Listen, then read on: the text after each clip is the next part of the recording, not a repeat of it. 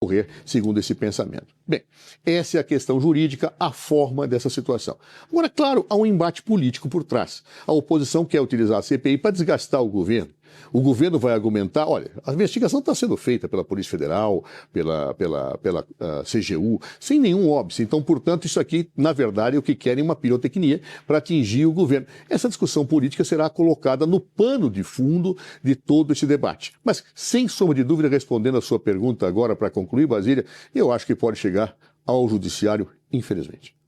Seja comissão em uma casa só ou comissão mista, é promessa de problemas aí para o governo. Toda comissão serve de palco, ainda mais essa com caráter parlamentar de inquérito, né? É o momento em que deputados, senadores ou os dois detêm aí a prerrogativa, utiliza da prerrogativa de investigar. Pode quebrar sigilos, pode convocar para prestar esclarecimentos. Então, vem muitas cenas aí nos próximos capítulos. Coppola, na sua avaliação, o Supremo deve entrar nesse assunto? O futuro da CPI do INSS é coisa para o STF decidir?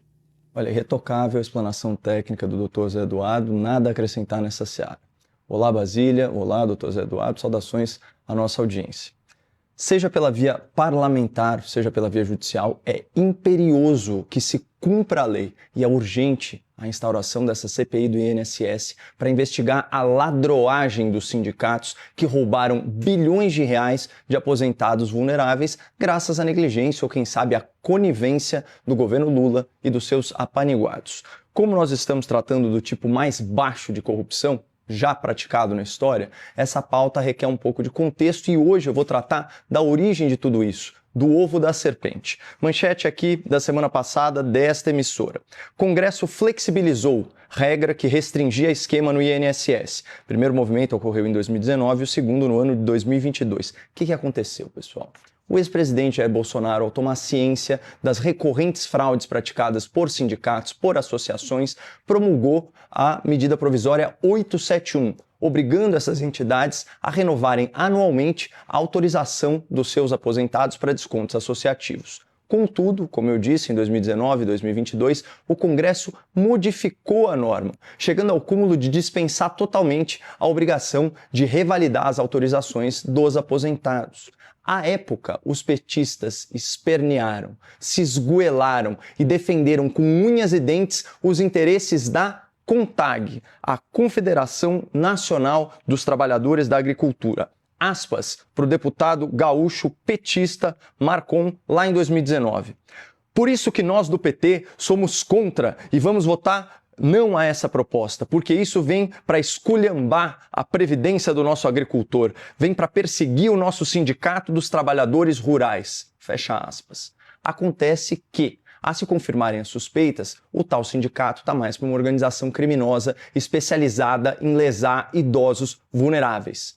Folha de São Paulo, 28 de abril.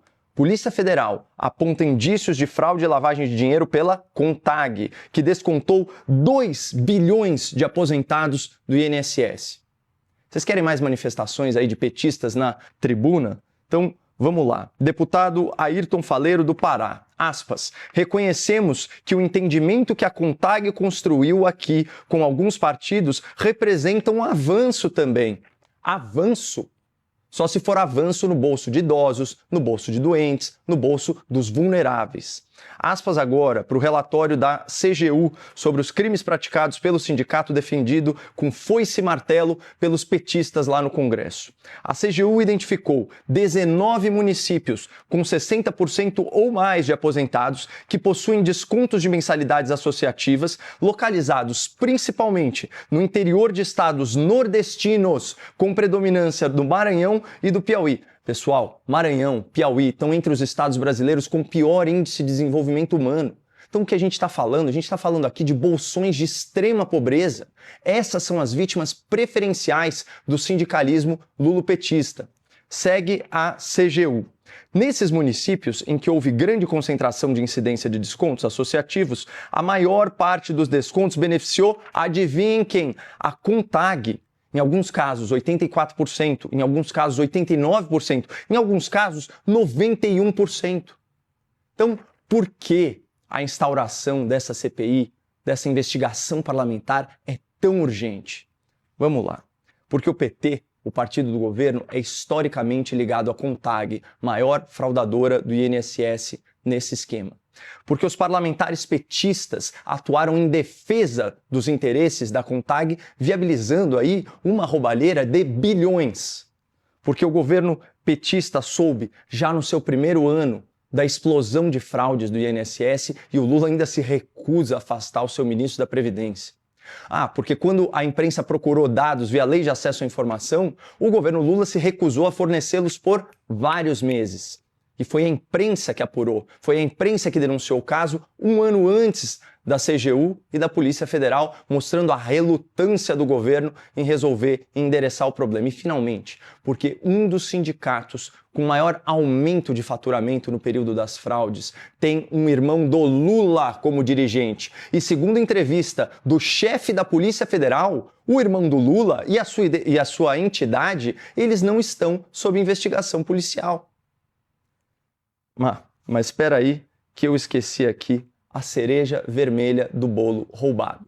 A CPI precisa ser instaurada porque, além da ligação do PT, o partido do governo, com as entidades suspeitas, há um possível conflito de interesse entre investigadores e investigados. Manchete do Metrópolis, do mesmo jornalista que denunciou o escândalo lá em 2024.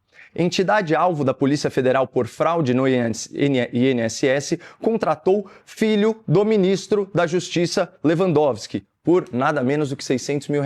Ou seja, Basília, talvez a estrutura de fiscalização e de investigação do governo esteja tão comprometida que, assim como no caso do Mensalão, a mobilização das forças políticas se faça absolutamente necessária.